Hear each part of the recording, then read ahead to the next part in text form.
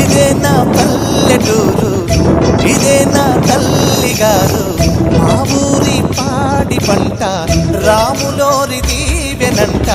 తల్లి గోదావరి నీళ్ళు కడిగే సీతమ్మ పాదాలు. ఊరంతా హాయ్ హాయ్ హాయ్, మనసంతా హాయ్ హాయ్ హాయ్. ఇదే నా పల్లెటూరు, ఇదే నా తల్లి గారు. మా ఊరి పాడి పంట రాము